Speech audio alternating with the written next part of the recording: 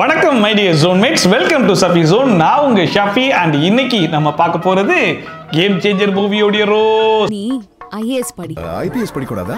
உங்களுக்கு என்னடா ஆச்சு? எலெக்ஷன் ஆபீசரா யார் வந்திருக்கா தெரியுமா? மக்கள் புதிய உதயம் கட்சி அவரை முதலமைச்சராக ஏகமனதுடன் தேர்ந்தெடுத்தது. என்னங்க எனக்கு ஒண்ணுமே புரியல. அதுதானப்பா எனக்கும் புரியல. இது என்னோட ட்ரெயின் டிக்கெட். இதை நீ வச்சுக்கோ. நான் அதுல what bro, it's very wrong bro.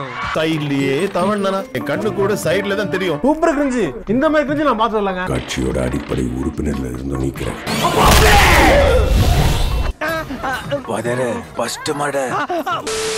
இதுக்கு முன்னாடி தான் இந்தியன் 2 அப்படிங்கிற ஒரு சிறப்பான சம்பவத்தை சங்கர் எடுத்து ரிலீஸ் பண்ணி விட்டுருந்தாப்புல. அதை பார்த்த எல்லாரும் சோசியல் மீடியாவில் எந்த அளவுக்கு வச்சு செய்ய முடியுமோ சிறப்பாக செஞ்சு விட்டுருந்தாங்க. அது ஊரறிஞ்ச விஷயம் தான். சரி, ஓகேப்பா, ஒரு படம் ஃப்ளாப் ஆயிடுச்சுன்னா அடுத்த படத்தில் கம்பேக் கொடுத்துருவார்ல, என் தலைவன் வருவான்டா அப்படின்னு சொல்லி ஊரெல்லாம் காத்துக்கிட்டு இருக்கும்போது தான் இந்தாங்க கேம் சேஞ்சர் அப்படின்னு சொல்லிட்டு ஒரு பிரம்மாண்டமான படத்தை எடுத்து ரிலீஸ் பண்ணி விட்டாப்புல. அந்த படத்தை போய் பார்த்தா அம்புட்டு பேரும் அடே இந்தியன் 2 தலைக்கு மேல தூக்கி வச்சு கொண்டாடலாம் போலேடா அப்படிங்கிற அளவுக்கு பேச ஆரம்பிச்சிட்டாங்க. ஏன்னா கேம் சேஞ்சர்ல பண்ண சம்பவம் அந்த மாதிரி. ஸோ அவர் இந்த படத்தை வேஸ்ட் பண்ணியிருந்தாலும் நம்ம எடுத்து அதை ரோஸ்ட் பண்ணிடலாம்னு சொல்லிட்டு கிளம்பி வந்துட்டேன். ஆரம்பிச்சிடலாமா மாமே? படத்துடைய ஓப்பனிங்ல நம்ம சிஎம் திடீர்னு தூக்கத்திலிருந்து முழிக்கிறாப்புல. ஆப்போசிட்ல பார்த்தா ரெண்டு பேர் நிக்கிறாங்க, ஒரு அம்மாவும் பொண்ணும். ரெண்டு பேருக்கு மூஞ்ச காணா, மூஞ்சி முழுக்கடின்னு இருக்கு. அதை பார்த்த உடனே நானே பதறிட்டேன், என்னடா இது பேய் படமா அப்படின்னு சொல்லிட்டு. அதே மாதிரி இந்த சிஎமும் பதறினதுல ஹார்ட் அட்டாக் வந்து போச்சு.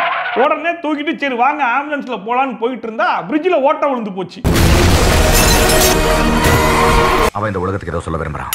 என்னடா இது சகனமே சரியில்லைன்னு சொல்லிட்டு அந்த மனுஷனை அப்படியே தூக்கிட்டு ரோடு வழியாவே போயிட்டு ஹாஸ்பிட்டல்ல அட்மிட் பண்ணிட்டாங்க. அட்மிட் பண்ணி என்ன பிரயோஜனம், மனுஷனுக்கு பல்ஸ் இல்லாம செத்து போயிடுறாப்புல. உடனே அவருடைய ரெண்டு பசங்களும் வராங்க. ரெண்டு பேரும் வந்து கண்ணீரால அவருடைய பாதத்தை கழுவ போறாங்கன்னு சொல்லி பார்த்தா அவனுக்கு ரெண்டு பேரும் வில்லனுங்க போல இருக்கு. எனக்கு தான் ஜிஎம் போஸ்ட் வேணும், எனக்கு தான் ஜிஎம் போஸ்ட் வேணும்னு சொல்லிட்டு சண்டை போட்டுட்டு இருக்காங்க. இவங்க சண்டையை பார்த்த ஜிஎம் நான் உயிரோடைய மறுபடியும் வந்துடுறேன்னு சொல்லிட்டு மறுபடியும் எஞ்சி விட்டாப்ல. அடுத்த சிஎம் நான் தான். நெக்ஸ்ட் சிஎம் நான் தான். நீங்க இன்னும் பாடி ஆவலையா? செத்து பொழைச்ச சிஎம் இப்ப நடந்த சம்பவத்தெல்லாம் வச்சு சரி ரைட், இதுக்கப்புறமும் நம்ம கெட்டவனா இருந்தா வேலைக்கு ஆகாது போல இருக்கு, இதுக்கப்புறம் நம்ம பியூர் நல்லவனா மாறிடுவோம் அப்படின்னு சொல்லிட்டு உடனே நல்லவனா மாறிட்டாராமா. நாம செஞ்ச தப்பெல்லாம் அதை சரி பண்ணணும். இப்போ ஒரு நிமிஷத்துல நீ மனுஷனே இல்ல தெரியுமா? சரி ரைட், இப்ப ஹீரோ இன்ட்ரோடக்ஷன் கொஞ்சம் கேஷுவலா இருக்கட்டும் சொல்லி முடிவு பண்ணி ஒரு பனியனையும் லுங்கியும் மாட்டி விட்டு ட்ரெயின்ல இருந்து பாஞ்சி வர வச்சிட்டாப்ல. இந்த பக்கம் வில்லனுங்க எல்லாம் சேர்ந்துட்டு எங்க பாஸ் உன்னை உசுரோட கொண்டு வர சொல்லிருக்காங்க அப்படின்னு சொல்லிட்டு இந்த வில்லனுங்க அவரை உசுரோட கொண்டு வரதுக்காக போடக்கூடிய அந்த ஃபைட்டை மட்டும் கொஞ்சம் பாருங்களேன். எப்படி அம்புட்டு பேரும் இம்மா பெரிய வாளை எடுத்து வந்து கழுத்தா இருக்கிறதுக்கும் வவுத்துல குத்துறதுக்கு மட்டுமே ட்ரை பண்ணிட்டு கேட்டா எங்க பாஸ் உன்னை உசுரோட கூட்டு வர சொன்னாருன்னு வர சொல்றாங்க. எங்க அண்ணன் உன்னை உசுரோட தூக்கிட்டு வர சொன்னார். அந்த பையனை கொஞ்சம் புடிங்க சார். அப்புறம் என்ன வழக்கம் போலதான் ஹீரோ சார்னா அம்புட்டு வில்லனையும் போட்டு அடிச்சு நவுத்தி துவம்சம் பண்ணுவார்ல, அந்த மாதிரி துவம்சம் பண்ணி அங்க இருக்கிற ரயில்வே ட்ராக்ல அம்புட்டு பேரையும் கெட்டி போட்டது மட்டும் இல்லாம மெயின் வில்லனுக்கு கால் பண்ணி தம்பி கொஞ்சம் கிளம்பி வரீங்களா அப்படின்னு சொல்லி கேட்கிறாப்புல. அவன் ஹெலிகாப்டர் எடுத்து வந்துட்டான். வந்த உடனே சார் மன்னிச்சு விட்டுருக்கு சார், உங்க ட்ரெயின் போயிருச்சு சார், அதுக்கு பேரா எங்களுடைய ஹெலிகாப்டர் எடுத்துட்டு போயிருக்கு சார்ன்றான். உடனே ஐஏஎஸ் ஆபீசர் என்னடா லஞ்சம் கொடுக்குறியா, லஞ்சம் கொடுக்க பாக்குறியா, நான் வாங்குவேனான்னு சொல்லிட்டு ஓவர் பில்டப் கொடுத்தாரு. நான் கூட சரி ரைட் சுத்தமான கை போல இருக்கு வாங்க மாட்டார் போலன்னு சொல்லி பார்த்தேன். அதுக்கப்புறமா சும்மா ஒண்ணு வாங்க மாட்டேன்னா காசு கொடுத்து வாங்க போறாரு போலான்னு சொல்லி பார்த்தா வேணா ஒரு ட்ரெயின் டிக்கெட்டை வச்சுக்க, நான் ஒரு ஹெலிகாப்டரை எடுத்துக்கிறேன்னு சொல்லிட்டு வாங்கிட்டு போறாப்புல. இது என்னோட ட்ரெயின் டிக்கெட். இதை நீ வச்சுக்கோ. நான் அதுல வாட் ப்ரோ, இது என்னோட ட்ரெயின் டிக்கெட். இதை நீ வச்சுக்கோ. நான் அதுல what bro, it's very wrong bro. ஆனா அதுக்கப்புறமா பைக்ல இருந்து கீழே குனிஞ்சு ஒரு பொருள் எடுக்கிறதுக்கே கஷ்டப்படுவோம். ஆனா இவரு ஹெலிகாப்டர்ல ஏறி உட்கார்ந்துட்டாப்ல. அதுக்கப்புறமா தரையில கிடந்த வாழை குனிஞ்சு எடுத்தது மட்டும் இல்லாம அங்க கெட்டி போட்டிருக்கிற அம்புட்டு வில்லனுடைய கையிலையும் அடுத்து விட்டு போவாப்ல.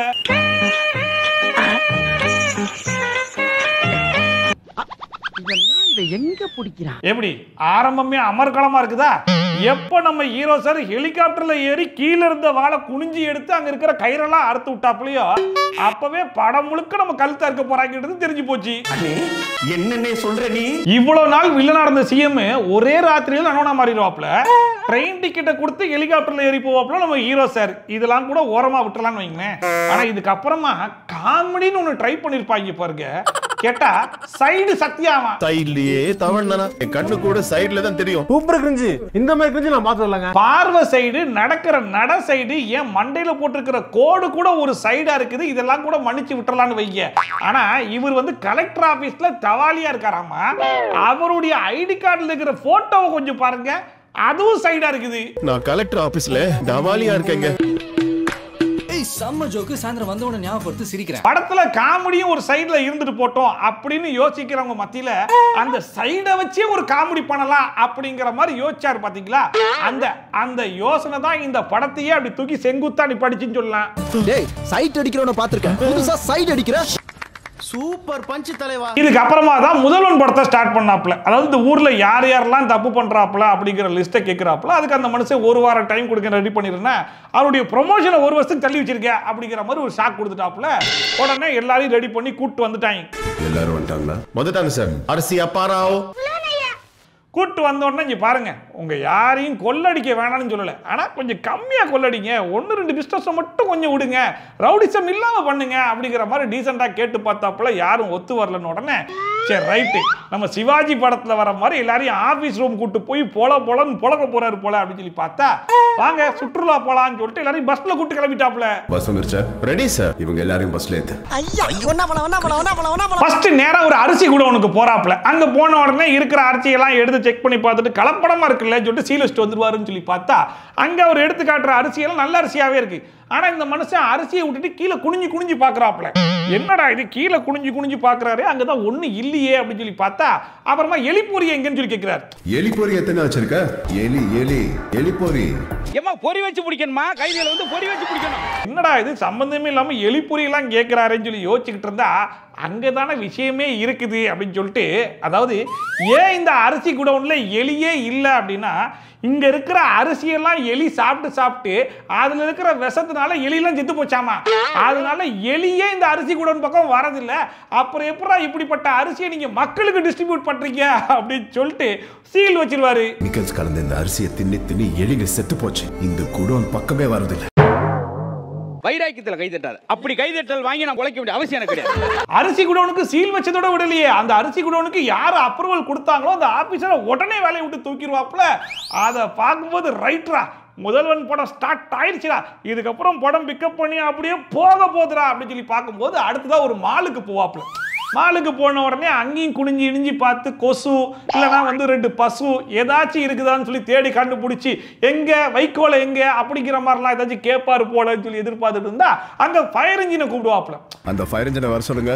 இந்த ஃபயர் ஆக்சிடென்ட் எதுவும் நடக்கலையா சார்? அந்த ஃபயர் இன்ஜின் நேராக போய் பார்க்கிங் வழியாக திரும்பி பார்க்கும்போது, இல்லை சார் ஃபயர் இன்ஜின் போகிறதுக்கான இட வசதி இல்லை சார் அப்படிங்கிற மாதிரி சொல்லிடுவாங்க. சரி ரைட்டு, அப்போ என்ன பண்ண போகிறாங்க, இப்போதைக்கு மாலை வந்து டெம்பரரியாக நாங்கள் வந்து க்ளோஸ் பண்ண போகிறோம், நீங்கள் வந்து பார்க்கிங்கை சரி பண்ணுங்க, அதுக்கப்புறமா நீங்கள் மாலை திறந்துக்கோங்க அப்படிங்கிற மாதிரி சொல்ல போகிறாருன்னு பார்த்தா, இவ்வளோ பெரிய மாலை உடனே தரமட்டமாக்கணும் அப்படின்னு சொல்லிட்டு இருக்காப்புல. கேட்டா இதுக்கு முன்னாடி இவருக்கு சொந்தமான இன்னொரு மால்ல இந்த ஃபயர் இன்ஜின் போக முடியாதனால நிறைய பேர் ஃபயரால இறந்துட்டாங்கன்னு சொல்லிட்டு ரெஃபரன்ஸ் வேற சொல்றாப்புல. ரீசெண்டா ஒன்னு எரிஞ்சு போச்சு, அதுல 37 பேர் செத்து போயிட்டாங்க. சரி ரைட்டு தான், அப்படி ஒரு சம்பவம் நடந்திருக்குன்றதுக்காக உடனே அவ்வளோ பெரிய மாலை தரமட்டமாக்கிடுவாங்களா? சரி தரமட்டமா ஆக்குறதுனா ஒரு வாரம் டைம் ஆகும்ல அப்படின்னு சொல்லிட்டு அந்த பயப்புள்ள கரெக்டா லாஜிக்கா ஒரு கேள்வி கேட்டாலும் ஜஸ்ட் 30 செகண்ட்ல க்ளோஸ் பண்ணிடலாம்னு சொல்லிட்டு ஒரு பட்டன் அமைக்கி அம்புட்டு மாலையும் தரமட்டமாக்கிறாங்க. 30 செகண்ட்ஸ்ல முடிச்சிடும். Go ahead.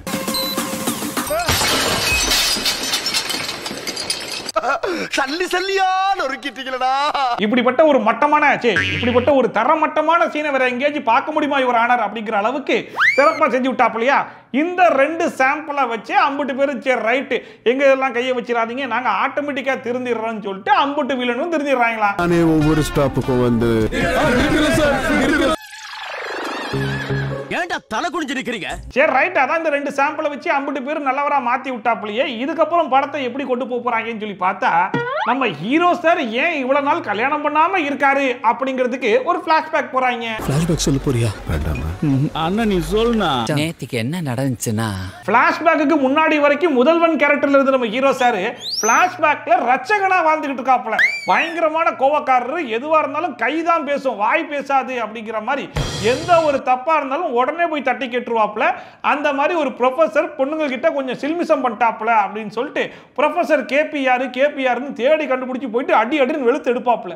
நான் கூட சரி ரைட்டு பொண்ணுங்கிட்ட சில்மிசம் பண்ணோன்னா இப்படி தாண்டா அடிக்கணும் அர்ரா அப்படின்னு சொல்லி பார்த்துட்டு இருக்கும்போது அந்த ப்ரொஃபசர் கேபி வேறையா, இந்த ப்ரொஃபசர் கேபி வேறையா. உனக்கு எந்த கேபி வேணும்? ஆர்த்தோவா இஎன்டியா? அது தெரியாது. நீ எதனா எசுக்கு புசுக்கா பண்ணிட்டு போய் உள்ள உட்காந்துலான்னு பாக்குறேன் ப்ரோ. அவர் வேற ஆளு, இவர் இல்ல அவரு. ப்ரோ ஒரு அளவுக்கு தான் ப்ரோ எல்லாமே. இப்போ நம்ம ஹீரோ சார் ஆல்மாத்தி அடிச்சார் பாத்தீங்களா ஒரு ப்ரொஃபசர். அந்த ப்ரொஃபசருடைய பொண்ணு யாருன்னு சொல்லி கேட்டீங்கன்னா அவங்க தான் இந்த படத்துடைய ஹீரோயின். இப்போதான் ஹீரோனுடைய இன்ட்ரோடக்ஷன் வேற. அந்த ஹீரோயின் என்ன பண்றாங்க, எங்க அப்பாவே அடிச்ச போடுறா ஜெயிலன்னு சொல்லிட்டு அவரை பிடிச்சி ஜெயிலில் போட்டுடுறாங்க. அதுக்கப்புறமா ஹீரோ சாருடைய அருமை பெருமைகள்லாம் வந்து சொல்லி வழக்கம் போல அவரை வெளியே எடுப்பாங்க இல்லையா, அந்த மாதிரி அவரை வெளியே எடுத்த உடனே உண்மையான கேபியை கண்டுபிடிச்சு அந்த மனசையும் போட்டு அடிச்சு பொழந்து எடுத்துறாப்புல. அந்த ப்ரொஃபசரையும் அடிச்சாச்சா? ஆமாங்க. இப்படிப்பட்ட ஒரு ரச்சகனா பயங்கர கோவக்காரனா ஊர்ல இருக்கிற அம்புட்டு பேரையும் போட்டு அடிச்சு நவுத்தி புரட்டி எடுத்துருக்க ஹீரோ சாருக்கு ஹீரோயின் மேல லைட்டா லவ் வர ஸ்டார்ட் ஆகுது. பட் ஹீரோயினை பொறுத்த வரைக்கும் இப்படிப்பட்ட கோவக்காரன்லாம் எனக்கு பிடிக்காது. முதல்ல உங்க கோவத்தை தொப்புன்னு நீ விடணும் அப்படிங்கிற மாதிரி சொன்ன உடனே தொப்புன்னு தரேன் இந்தா விட்டுட்டேன்ல அப்படிங்கிற மாதிரி சொல்றாப்புல. சொல்லி வாயை மூடும் போதே அங்க ஒரு காமெடியன் வராப்ப வந்து சரியான காமெடி ஒண்ணு பண்ணாரு பாருங்க. இப்படிப்பட்ட வரிகளை சங்கர் படத்துல இவ்வளவு நாள் நான் பார்த்ததே கிடையாது. யாருப்பா அந்த ரைட்டர் அப்படின்னு சொல்லி பாக்குற அளவுக்கு ஒரு பொண்ணை கொஞ்சம் செகண்ட்ஸ் உத்து பார்த்தா லுக்கிங், தாண்டி பார்த்தா தான் stalking. I am not a stalker. ஒரு பொண்ணை கொஞ்ச நேரத்துக்கு உத்து பார்த்தா அது லுக்கிங்கா, தாண்டி பார்த்தா தான் அது ஸ்டாக்கிங்கா. எப்பேற்பட்ட வரிகள். என்னடா டயலாக் இது? எவன் எழுதி கொடுத்தானே அது இப்படி பேசிட்டு போறான்? இந்த காமெடியை பார்த்தா நமக்கே கோவம் வருது. ரச்சகனுக்கு கோவம் வராம இருக்குமா? போட்டு புரட்டி எடுத்துறாப்புல. ஹீரோயின் பாக்குறாங்க, சரி ரைட் நீ கடைசி வரைக்கும் திருந்தவே மாட்டேன் அப்படிங்கிற மாதிரி போயிடுறாங்க. அதுக்கப்புறமா நம்ம ஹீரோ சார் ஒரு நாள் பைக்ல போயிட்டு இருக்காப்புல. போயிட்டு இருக்கும்போது போலீஸ் திடீர்னு பிடிச்சாங்க, டிராபிக் போலீஸ். ஏன்னு சொல்லி கேட்டா ஃப்ரீ லெஃப்டே கிடையாது, எதுக்கு திரும்பி வந்து சொல்லி கேட்கிறாப்புல. போர்டே இல்லையா, போர்டு கீழே கிடக்குது பாருன்றாரு. கீழே கிடக்கிற போர்டுக்கான என்ன பிடிச்சி அப்படின்னு டிராபிக் போலீஸே அடிக்க போறாப்புல நம்ம ஹீரோ சார். அப்ப எப்பேற்பட்ட ஆள் பார்த்துக்கோங்க. ஆனா அந்த இடத்துல நம்ம ஹீரோ சார் கோவத்தை கண்ட்ரோல் பண்ணிட்டார். அந்த கண்ட்ரோல் பண்ண அழக பாத்தீங்கன்னு வைங்களேன், அவருக்கு கோவம் வரல, ஆனா பார்த்துட்டு இருக்கிற நமக்கு கோவம் வந்துரும். அப்படிப்பட்ட ஒரு அடக்கல் அது. அவனை சொல்லி நிறுத்துங்களேன்டா. நம்ம ஹீரோ சார் நடு ரோட்ல இறங்கி நின்று டான்ஸ் ஒன்று ஆடிக்கிட்டு இருக்காப்லையா. அது அங்க இருக்கிற அம்புட்டு பேர் நின்று வேடிக்கை பார்க்கறாங்களாம். அவ்வளோ டிராபிக் ஆகியுமே டிராபிக் போலீஸ் கூட அது நின்று வேடிக்கை தான் பார்த்துட்டு இருக்காங்களா. எப்பேற்பட்ட காமெடி பாத்தீங்களா. இதெல்லாம் கூட மன்னிச்சு விட்டுறலாங்க. அவ்வளோ டிராபிக்லயும் ஹீரோயின் மட்டும் நைஸா உள்ள வந்துருவாங்க. வந்தது மட்டும் இல்லாம ஒரு டைலாக் ஒன்று சொல்லுவாங்க பாருங்க. அதாவது டான்ஸ் ஆடுனா கோவத்தை குறைக்க முடியும்னு நான் எங்கேயோ படிச்சிருக்கேன் அப்படின்னு சொல்லிட்டு. ஏண்டா இதுக்குன்னு கோவம் வர போதெல்லாம் உட்காந்து டான்ஸ் ஆட ஆடிக்கிட்டு இருக்க முடியும். டான்ஸ் ஆடினா கோவம் குறையும் எங்கேயோ படிச்சிருக்கேன். சோ நம்ம ஹீரோயினுக்கு என்னன்னா, சரி ஓகே நம்ம ஹீரோ பைப்புல நம்ம சொன்ன பேச்செல்லாம் கேட்டு கோவத்தை குறைக்கிறதுக்கு ட்ரை பண்றானே அப்படின்னு சொல்லிட்டு லைட்டா இம்ப்ரெஸ் ஆக போற சமயத்துல இவன் உண்மையிலேயே கோவத்தெல்லாம் குறைக்கல, அந்த மாதிரி நடிச்சுக்கிட்டு இருக்கான் அப்படிங்கிற விஷயம் தெரிஞ்ச உடனே அவனை கூப்பிட்டு இங்க பாடுறா பைப்புல, நீ வந்து இதுக்கப்புறம் கோவத்தை குறைக்கலாம் வேணாம், நீ கோவத்தை சேனலைஸ் பண்ணிக்கோமாங்க.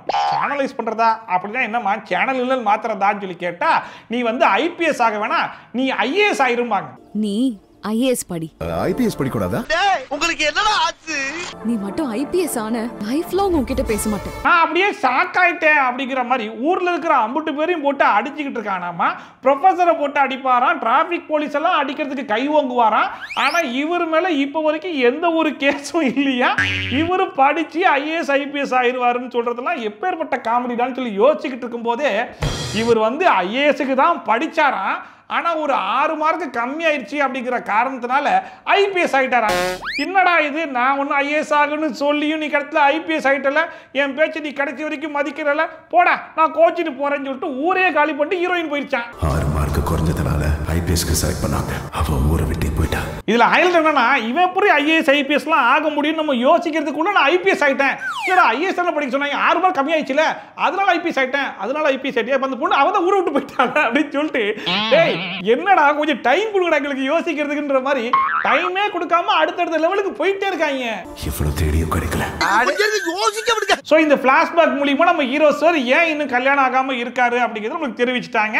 இப்போ ஊரை விட்டு காலி பண்ணி போன அந்த ஹீரோயினை எப்படிரா கண்டுபிடிக்க போறாங்க, அதுவே ஒரு பெரிய ப்ராசஸ் ஆச்சு. ஸோ செகண்ட் ஹாஃப் ஃபுல்லாக ஹீரோயினை தான் கண்டுபிடிக்க போறாங்க போலன்னு சொல்லி பார்த்தா, இந்த கதையை சொல்லி முடிச்ச உடனே ஹீரோயின் எங்க இருக்காங்க எனக்கு தெரியும் அப்படின்னு சொல்லிட்டு கை தூக்குறான். எனக்கு அந்த தீபிகாவை தெரியும் சார். இப்போ எங்க இருக்கான் தெரியுமா? ஒரு வழியா போதையில இருந்தவன் போதை தெளிஞ்சு ஹீரோயின் லொகேஷன் எங்க இருக்கு அப்படிங்கிற மாதிரி சொன்ன உடனே ஹீரோ ஆர்வமா கிளம்பி போயிருவாப்ல.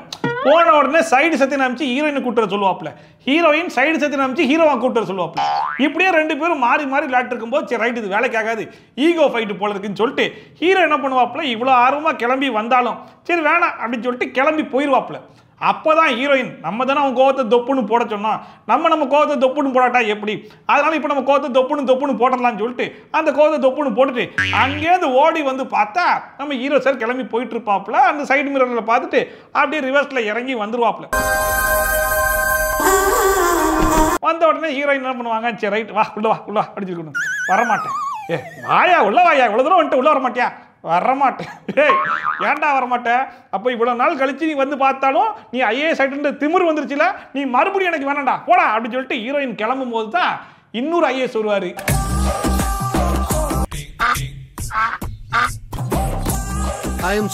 இப்போதைக்கு இந்த கலெக்டர் வந்திருக்காரு அப்படின்னு சொல்லி பார்த்தா இந்த கலெக்டர் தான் ஏன் ஹீரோ கலெக்டர் உள்ள வர மாட்டேன்னு சொன்னதுக்கான ரீசனை சொல்ல போறாராம்.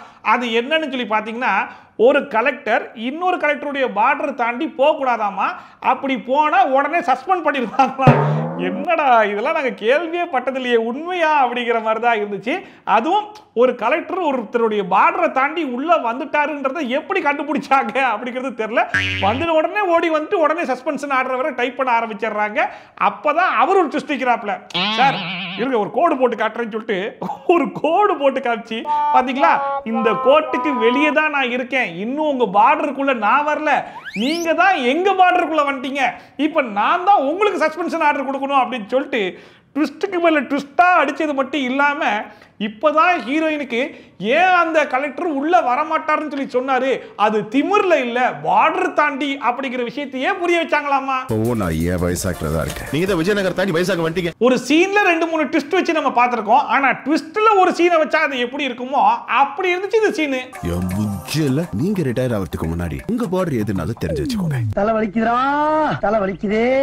அண்ட் அதுக்கப்புறமா ஹீரோ சார் பெர்மிஷன்லாம் வாங்கி அந்த பார்டர் தாண்டி ஹீரோயினுடைய ஹோம்குள்ள வந்துருவாப்ல. அங்க வந்து பார்த்தாதான் நம்ம வயசான அஞ்சலியை இன்ட்ரோடியூஸ் பண்ணுவாங்க. அவங்களும் சைடு சத்தியன் மாதிரி பேச சைடாவே வச்சிருப்பாங்க. அதுக்காக இவங்க சைடு சத்தியனுடைய அம்மாவா அப்படின்னு சொல்லி கேட்டுறாதீங்க.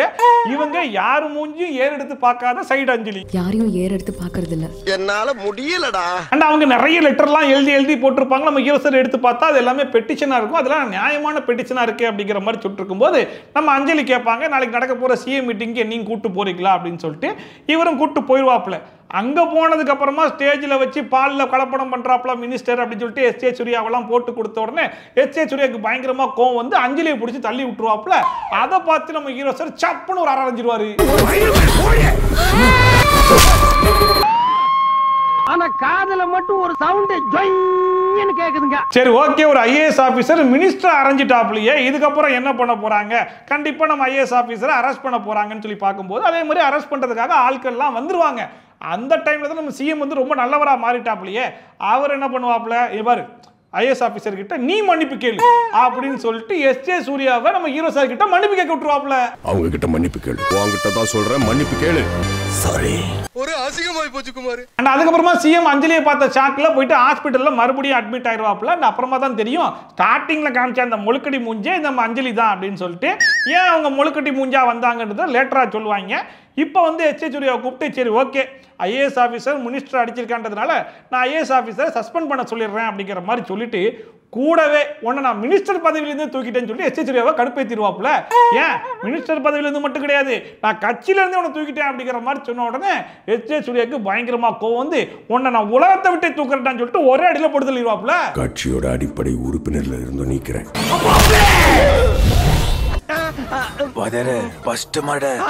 சிஎம் மறுபடியும் ரெண்டாவது டைமா செத்து போயிட்டாப்ல. இவங்க ரெண்டு பேரும் மறுபடியும் நான் தான் ஜிஎம் சொல்லிட்டு எஸ்.ஏ. சூர்யாவும் ஜெயராமும் சண்டை போட ஆரம்பிச்சிட்டாங்க. ஸோ மறுபடியும் ஒரு உயிரோட வருவாரு. ஸோ இப்படியே ரிப்பீட்டடா போயிட்டே இருக்க போது போல அப்படின்னு சொல்லி பார்த்தா இந்த வாட்டி சிஎம் இல்ல உண்மையிலே செத்து போயிட்டாரு அப்படிங்கிற மாதிரி கன்ஃபார்ம் பண்ணிட்டாங்க. அண்ட் சிஎம் சாவடிச்சதே நம்ம எஸ்.ஏ. சூர்யா தான் அப்படிங்கிற விஷயம் ஜெயராமுக்கு தெரிய வந்த உடனே சரி ஓகே சிஎம்ஏ போட்டு தள்ளிட்டான், நம்மளை போட்டு தள்ள எவ்வளவு நேரம் ஆகும், அதனால அவனே சிஎம் இருந்துட்டு போட்டுன்னு சொல்லிட்டு எஸ்.ஏ. சூர்யாவே சிஎம் இருந்துட்டு போட்டுன்னு சொல்லிடுவாங்க. போட்டதே சின்னவர் தான். சிஎம் மோபி தேவி வாழ்க வாழ்க. அண்ணன் பிளேட் மாத்திட்டாரு. என்னை கோலை என்றோ பச்சொந்தி என்றோ எண்ணி விடாதீர்கள். இப்போ எஸ்.ஏ. சூர்யா தான் சிஎம் அப்படிங்கிற ஒரு பவர் வந்துருச்சுல, அவர் என்ன பண்ணுவாப்ல, நம்ம ஹீரோ சார் மேல ஒரு எஃப்ஐஆர் போட்டு தனியா கூட்டு போய் அந்த மனுஷனை போட்டு தள்ளிருங்க அப்படிங்கிற மாதிரி போலீஸ்ட்ட சொல்லிடுவாப்ல.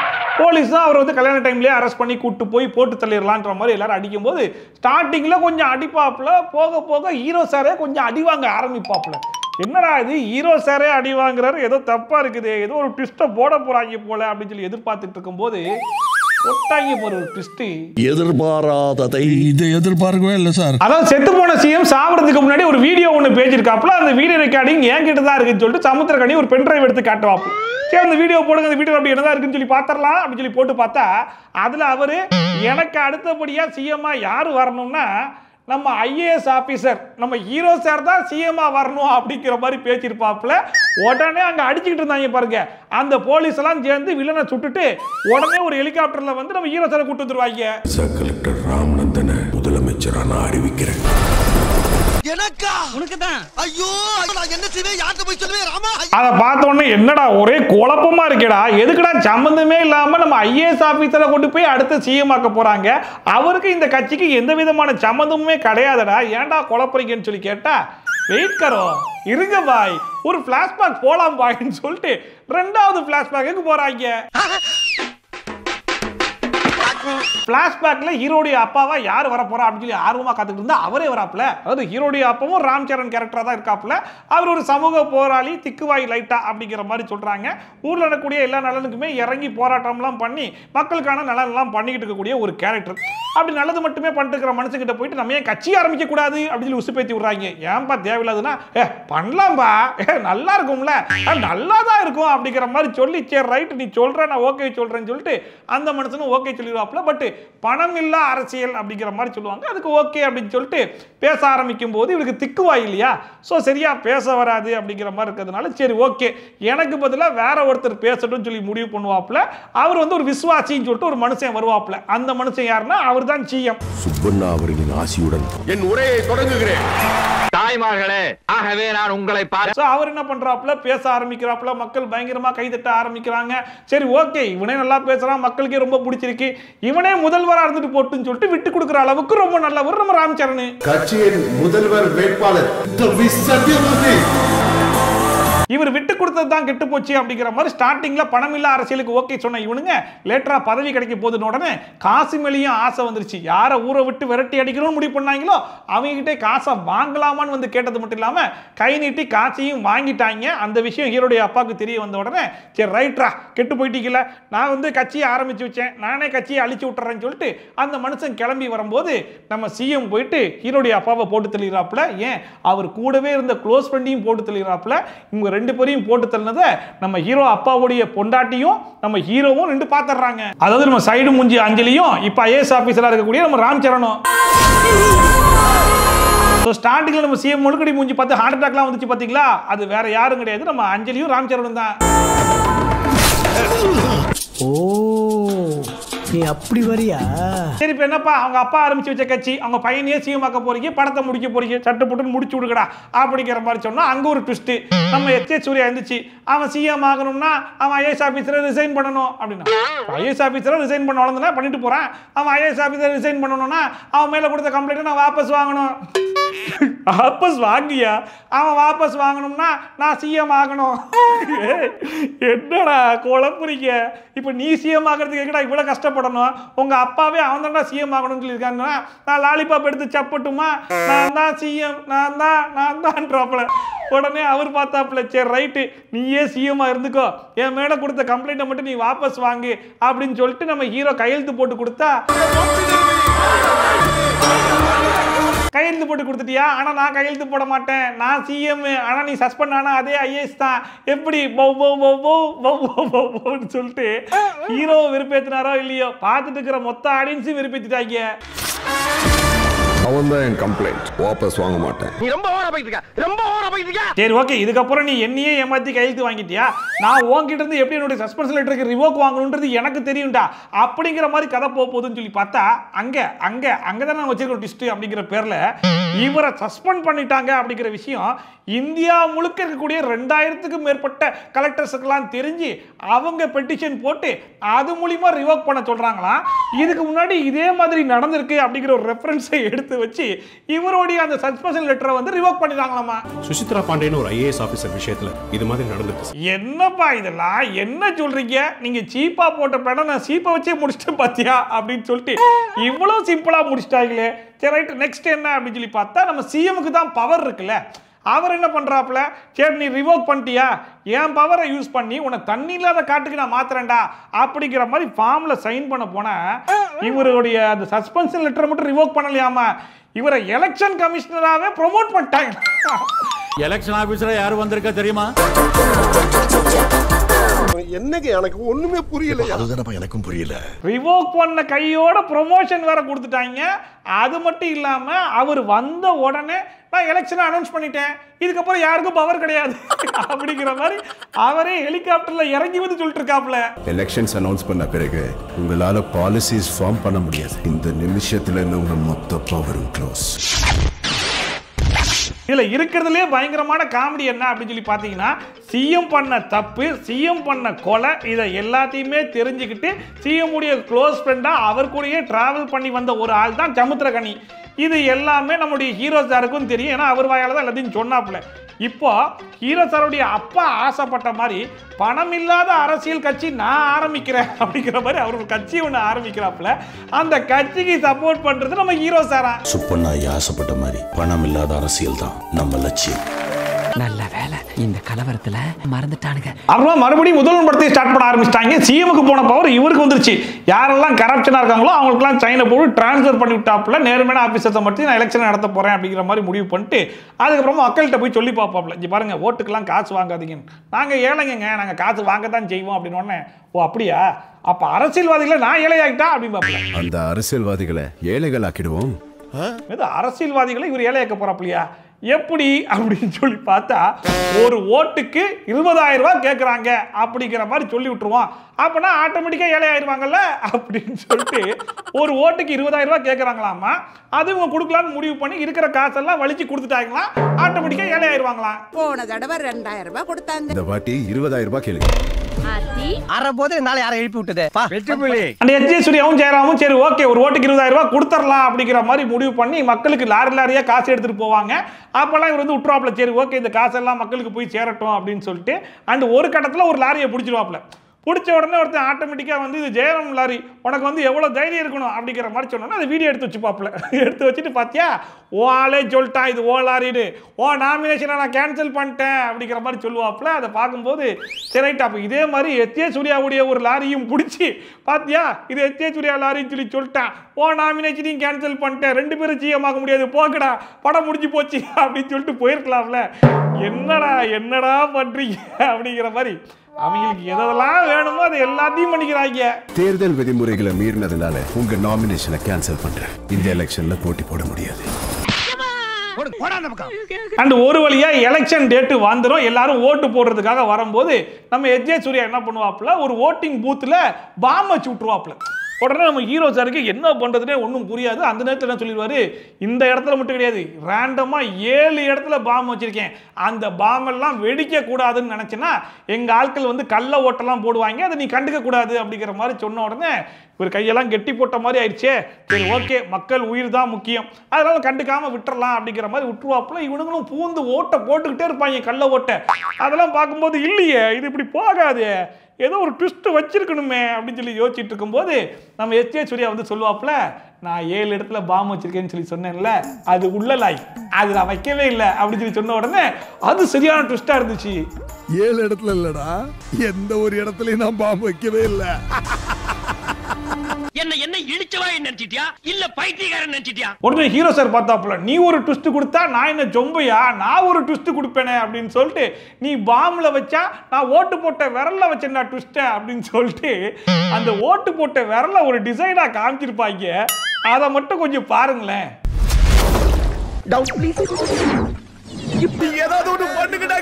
என்ன கன்றாவி பிடிச்ச விரல்டா இது, என்ன டிசைன்லடா ரெடி பண்ணிருக்கீங்க அப்படிங்கிற மாதிரியே இருந்துச்சு. இதுல பாருங்க, அது கள்ள ஓட்டு போடுறவங்களுக்கு மட்டும் கெமிக்கல் கலந்த மைய வச்சு விட்டாங்களாமா. அந்த மையில வீங்கின விரல் தான் இந்த விரலாமா. சோ இந்த விரலை வச்சு யார் யார் எந்தெந்த பூத்துல எத்தனை கள்ள ஓட்டு போட்டிருக்கீங்க அப்படிங்கறதெல்லாம் கண்டுபிடிச்சி நான் ரீ ஓட்டிங் ரெடி பண்ணிட்டேன் அப்படிங்கிற மாதிரி இவர் ஒரு ட்விஸ்ட் கொடுத்துட்டாப்ல. விரல்லாம் எப்படி வீங்கிச்சே? எதையோ கலந்து பாலிடிக்ஸ் பண்ணிட்டார் அந்த அன்பிரடிக்டபிள். சரி எல்லாம் முடிஞ்சு போச்சு போல அப்படின்னு சொல்லி பார்த்தா நம்ம எச்.ஏ. சூர்யா மறுபடியும் ஒரு ட்விஸ்ட் எடுத்துட்டு வராப்ல. அது என்னன்னு சொல்லி பார்த்தா, சமுத்திரக்கனி கட்சி ஆரம்பிச்சார்ல, அது யார் கட்சி? இவங்க அப்பா கட்சி தான். இவங்க அப்பா கட்சி வச்சிருக்கும் போது அவருக்கு தானே ஃபேவரா பண்ணுவாரு. அப்புறம் எப்படி இவர் வந்து எலெக்ஷன் கமிஷனர் ஆபீசரா போட்டீங்க அப்படிங்கிற மாதிரி ஒரு கேள்வியை கேட்ட உடனே இல்ல அது எங்க அப்பாலாம் கிடையாதுன்றவாப்ல. என்னப்பா மூஞ்சி ஒரே மாதிரி இருக்கு, அப்பா இல்லைங்கிற அப்படின்னு உடனே நம்ம சைடு மூஞ்சி அஞ்சலி உள்ள வந்துருவாங்க. ஆமா இவன் என் பையன் தான் அப்படிங்கிற மாதிரி அதுவும் போட்டு கொடுத்தோம். ஏங்க அதுவே வந்து மனநலம் பாதிக்கப்பட்டது, அது சொல்றதெல்லாம் எப்படி கேட்குறீங்க அப்படிங்கிற மாதிரி சொன்ன உடனே நம்ம அஞ்சலிக்கு இன்னும் அம்மா பார்த்து இப்படி சொல்லிட்டா அப்படிங்கிற மாதிரி சாக்காயிரும். மனநலம் சரியில்லாத இது வேலைக்கு ஆகாது. நம்ம என்ன பண்ணலாம், நம்ம பாரதி கண்ணம்மாவை கையில் எடுத்துடலாம் அப்படின்னு சொல்லிட்டு ஒரு டிஎன்ஏ டெஸ்ட் பண்ணிடலான்ற மாதிரி சொன்ன உடனே ஹீரோக்கு பயங்கர ஷாக் ஆகி போச்சு. ஆஹா, டிஎன்ஏ டெஸ்ட் பண்ணாங்கன்னா கண்டிப்பாக இவனுடைய அப்பா அம்மான்றது தெரிஞ்சு போகும், நம்ம பிளான் எல்லாம் நாசமாக போகும், எல்லாம் நாசமாக போச்சு போச்சு போச்சு அப்படிங்கிற மாதிரி நினச்சிக்கிட்டு இருக்கும்போது அங்கே ஒரு ட்விஸ்ட். உங்க அம்மான்னு ப்ரூவ் ஆயிடுச்சுன்னா அதுதான் சட்டப்படி சொல்லும். போலீஸ் கஸ்டடியில இருந்தா அஞ்சலி காணாம போயிடுவாங்க. எப்படா காணாம போனாங்க அப்படின்னு சொல்லி பார்த்தா, நைட்டு தூக்கம் வரலன்னு சொல்லிட்டு பாட்டு கேட்கறதுக்காக போனை கேட்டாங்களா. பாட்டு கேட்ட சவுண்டு கேட்டுச்சானா அதுவும் கேட்கலையா. சரி ரைட்டுமா, அந்த போன்ல அப்படி என்னதான் சர்ச் பண்ணி பார்த்துருக்காங்கன்னு சொல்லி பார்த்தா, டிஎன்ஏ டெஸ்ட் எப்படி எடுப்பாங்க, டிஎன்ஏ டெஸ்ட்டை எடுக்க விடாம எப்படி தடுக்கிறது அப்படிங்கிற மாதிரிலாம் பார்த்துருப்பாங்க. அதில் சல்பூரிக் ஆக்சைடில் ஒன்று போட்டோன்னா அப்படியே எல்லாம் கரைஞ்சிரும், ஹியூமன் பாடியே உள்ளே போனாலும் அப்படியே பொசுங்கிரும், அடையாளமே கிடைக்காது. ஸோ அப்படி போட்டாங்கன்னா டிஎன்ஏ டெஸ்ட் எடுக்க முடியாது அப்படிங்கிறதெல்லாம் பார்த்து தெரிஞ்சுக்கிட்டாங்க அப்படிங்கிறத ஹீரோ சார் பார்த்துருவாப்ல. இது சல்ஃபியூரிக் ஆசிட் ரொம்பவும் ஆபத்தானது. இதில் மனித உடலோ எலும்போ விழுந்தா முழுமையாக கரைஞ்சிடும். இது வரைக்கும் ஓகே. ஆனால் ஹீரோ சார் அவங்க அம்மா எங்க போய் எந்த சல்பூரிக் ஆசிட்ல விழுந்து செத்தாங்கன்றது கூட டைரக்டா போய் கண்டுபிடிச்சிருவாப்ல. இத்தனைக்கும் பாருங்க, அந்த சல்பூரிக் ஆசிட்ங்கிறது எவ்வளவு கொடூரமானதுன்றதை இவங்க தான் சொல்றாங்க. அப்படிப்பட்ட சல்பூரிக் ஆசிட் இருக்கக்கூடிய இடத்துக்கு எவ்வளவு பாதுகாப்பு இருக்கு பாத்தீங்களா. யாரு வேணாலும் போயிட்டு எப்படி வேணாலும் ஜாலியா குதிச்சு விளையாடலான்ற அளவுக்கு அது ஸ்விம்மிங் பூலாடா, என்னடா பண்ணி வச்சிருக்கீங்க. இத்தனைக்கும் பாருங்க, நான் தான் குதிச்சிருக்கேன் அப்படிங்கிறதுக்கு அடையாளமா அவங்க அம்மா வெளியவே செருப்பெல்லாம் கழட்டி விட்டே போயிருக்காங்க. ஓகே, இப்போ டிஎன்ஏ டெஸ்ட் பண்றதுக்கு அவங்க அம்மா இல்ல, சோ உன் மேல எந்த ஃபால்ட்டும் இல்லப்பா, நீ வந்து எலெக்ஷன் கமிஷனர் ஆபீசராவே இருந்துக்கலாம் அப்படிங்கிற மாதிரி சொல்லிட்டாங்க. ஒரு வழியா எலெக்ஷன்லாம் முடிஞ்சிருச்சு. இப்போ ஓட்டு எடுத்த அந்த மிஷின் இருக்கு இல்லையா, அதை பாதுகாப்பா வைக்கணும். இப்போ வெளியே எடுத்துட்டு போனா புடுங்கிறதுக்கு ஆட்கள் ரெடியா இருக்காங்க. என்ன பண்ணலாம், எப்படி பாதுகாப்பா அனுப்பலாம் அப்படின்னு சொல்லி யோசிக்கும் போது அங்க ஒரு ட்விஸ்ட். அவரை தாண்டி எப்படி ஷிஃப்ட் பண்ண போறோம் சார்? அதாவது ஓட்டு மிஷினை பாதுகாப்பா அனுப்புறதுக்கு ட்ரோன்ல அனுப்புவாங்க. எப்பேற்பட்ட பாதுகாப்பு பாருங்க. ஏண்டா எவனாச்சும் கல்லை கொண்டு எரிஞ்சாலோ இல்ல கன்னை வச்சு ஷூட் பண்ணாலோ இல்ல ட்ரோன் ஃபால்ட் ஆகி அது கீழே விழுந்துட்டாலோ இல்ல ஒரு ட்ரோனுக்கு இன்னொரு ட்ரோன் இடிச்சு கீழே விழுந்துட்டாலோ ஓட்டிங் மிஷின்ரா ஒன்னு எவ்வளவு பாதுகாப்பா இருக்க வேண்டியது, இவங்க ட்ரோன்ல வச்சு விளையாடுறாங்க. கேட்டா இதுதான் பாதுகாப்பான மெத்தடா. சரி ஓகே பண்ணி சேஃபா டிரான்ஸ்ஃபர் பண்ணிட்டேனே வச்சுப்போம். இப்போ டிரான்ஸ்ஃபர் பண்ண இடத்துல இருக்குல்ல, நாங்க டைரக்டா அங்கேயே வந்து அட்டாக் பண்ணுவோம்லன்னு சொல்லிட்டு வில்லன்கள் எல்லாம் கிளம்பி வருவாங்க. அங்க ஒரு ட்விஸ்ட் வச்சிருப்பாங்க. என்ன தெரியுமா, வெறும் 4 புல்டோசரை ரெடி பண்ணி வச்சுட்டு வர 400 பேரையும் அந்த புல்டோசரை வச்சு அடிச்சுட்டு இருப்பாங்க.